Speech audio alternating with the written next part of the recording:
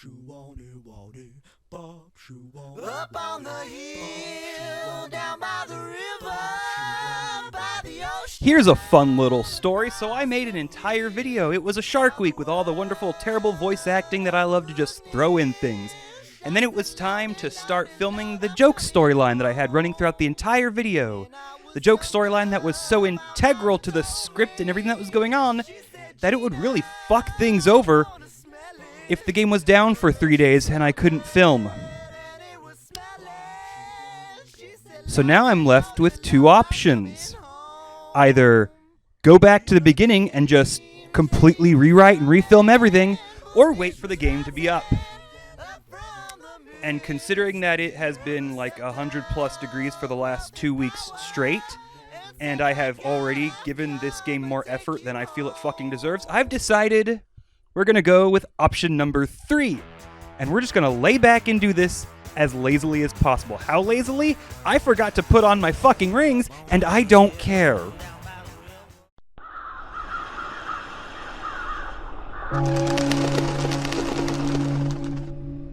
So what do you get when you've got a team of just about 2 developers making a heavily atmospheric and graphically intensive game focusing very hard on the experience? Well, you generally get one of 2 options. You get Elderborn or Stray, and considering the title of the video and the fact we've already done the former, I'm pretty sure you can guess which game we're talking about today. Now, yes, by the time the game released they had more than 2 developers, but let's go ahead and get on with that. Originally announced in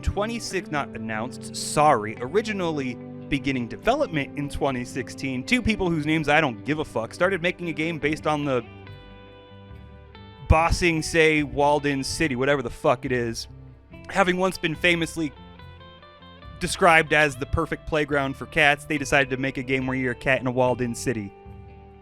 A couple months to a year later, Annapurna Interactive, who at that time had only been a developer, decided they wanted to help publish this game, which really brought the studio up to 5 people, I believe it was, and getting their official foundation as BlueTwelve Studio. And then 6 years later, entirely, the game would release in July of 2022. And, I think that's about it.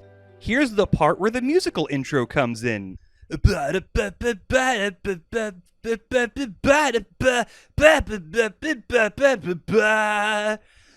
nothing but bad luck since the day I saw the cat in my door. So I came here to you, sweet lady, answering your mystical call. Crystal ball on the table, showing the future, the past. Something, something, or something, something, and I knew it was a spell she cast. She's just a devil woman with evil on her mind. Beware the devil woman, she's gonna get ya. She's just a devil woman with evil on her mind. Beware the devil woman, she's gonna get you from behind. Stray is fine. It has a fantastic art direction contrasting the free-flowing forms of nature against the angular brutality of the city's design and the robots inhabiting the world. And you play as a cat, and being able to climb most things in a great, but it functions in a very painfully boring manner. It's a passion project from a small developer, and I can't really fault it for that, but at the end of the day, the best I can say is it will kill a weekend, but is kind of overpriced by double. The gameplay, as I stated, is pretty bland for the fact that you're a cat, mostly devolving into a walking simulator in which you're constantly talking to people because, yeah, you're a cat, and you're constantly talking to people? Here we fucking go. Cats! Cats in the overgrowth of a once proud city now reclaimed by nature. It's not just a post-apocalyptic game, it's a post-apocalyptic game. Whatever happened is long since gone, and the world has begun healing. A little group of the world's most invasive and destructive species are plodding along when you get separated and find yourself deep in the underbelly of the subterranean walled-in city. And it's empty, and everyone is gone, and there's robots littering the streets, and then you encounter a lab, turn on a children's toy, and it starts talking to you. And despite the fact that you're a cat and you can't understand anything else that speaks, you can understand this thing. And then it translates the robot's dialogue for you. So we come to our first big fucking problem of what was the point of any of all of this. What is the point of focusing so hard on making a game where you play as a cat, but then completely undermine that by filling it with people speaking a language you can't possibly comprehend? And then further undermining that by granting the player a companion who can understand them, you, and you can understand it for some reason? But before you go thinking it's a contrivance needed to tell the story, well, you're wrong. Storytelling via the environment is present in this game. It's not great, but it's there. And the problem mainly arises from the story they wanted to tell. A disease has struck humanity, and to protect themselves from it, they built walled-in subterranean cities. Then they produced too much garbage, so they developed a thing that would break down and eat the garbage. Then it mutated. Then the disease got inside the walled city. Then even the richest, most isolated people in the highest reaches of the walled-in city sealed themselves off further and left everyone else to die. Then they died. Then the robots left behind started developing awareness. Then the mutated trash eater mutated even further. Then you, a common house cat living out in the wild, show up.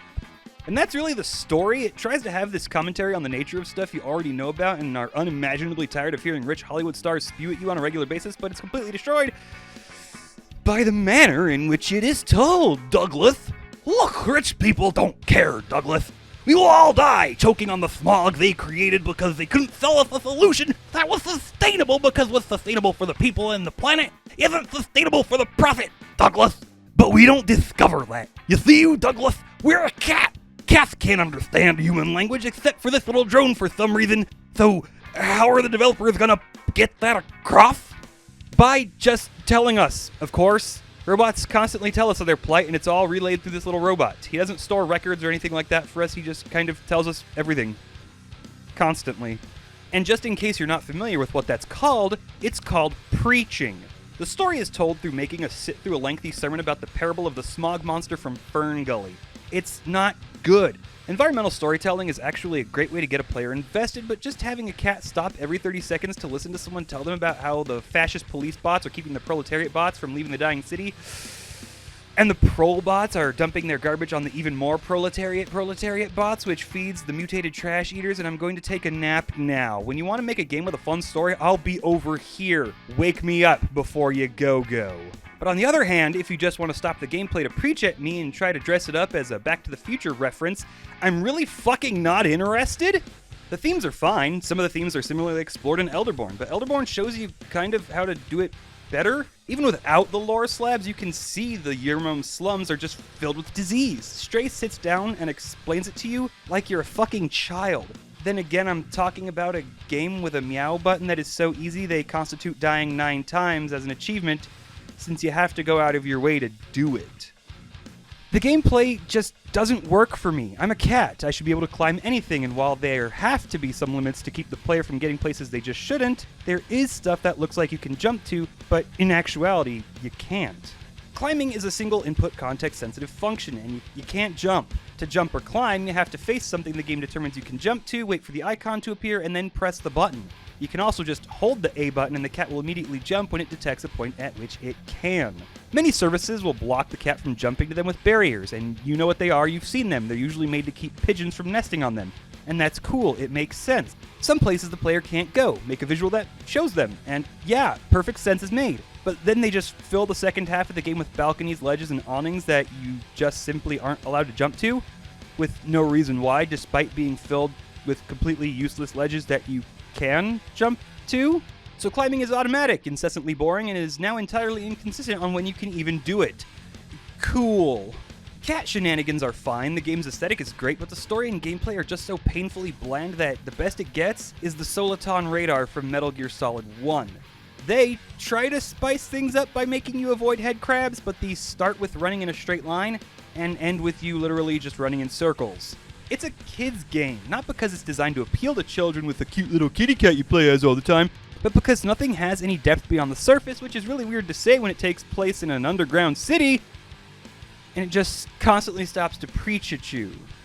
And worst of all, it's $30 4 to 5 hours of incredibly bland gameplay with zero inspiration, Sunday sermons about late-stage capitalism, and one of the most confusing ports I've seen in a while, all packaged in a glorified, super churched up fucking walking simulator.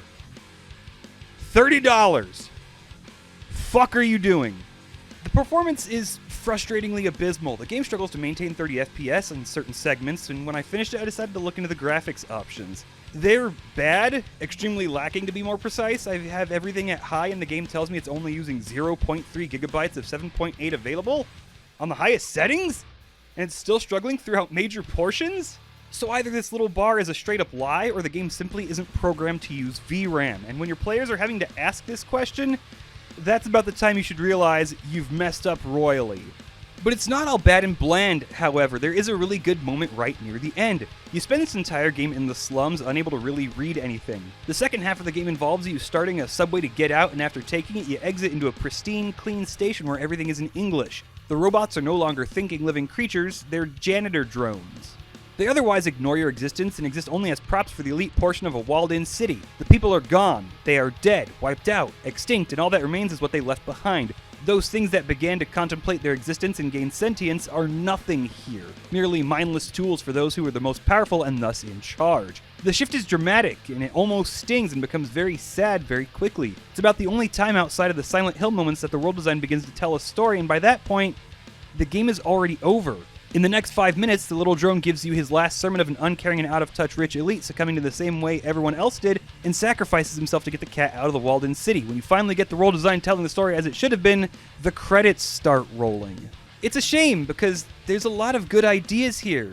The major problem appears to be that there just might be too many of them, with the developers not being experienced enough to stop them from getting in the way of each other. The game spent 6 years in development, and every aspect of the game is fighting for space with every other. The experience just becomes cluttered, and the 80 bajillion cat things you can do wear out incredibly quickly, since said exploration is so simplistic and mind-numbing. The story has all this potential, and the potential is enhanced by the art direction, but gets completely hampered by being entirely told to the player by a robot that speaks at you, not to you.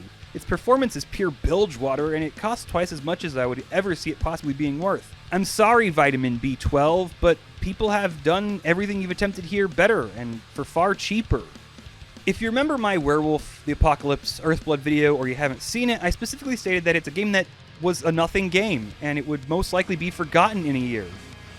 And the best I can say is that this game is fine, and it will probably be yet another game that has a lot of enthusiasm at its release, but is completely forgotten within a fucking year, which really sucks to say because it's a passion project that a new developer spent 6 fucking years on. I certainly hope that's not the way it'll go, because it's not bad except for how the story is delivered, and it will kill a weekend. But the problem is, there's so much out there that will do that better and at a better price point that it's hard to even consider this as an option. Even as a game doing cat things, it comes off as insanely underwhelming and mind-numbingly repetitive. But we always have gory, cuddly carnage to look forward to from Angry Demon for cool cat stuff. And that's shitty. It's shitty that the universe conspired to kill all the effort that I had previously put into talking about this game, and I'm stuck just doing it this lazy way. But frankly, everything about this game just makes me sad, and I want to be done and move on with it. I'm the guy who says the thing, and you can go do that thing he says. I drank the potion,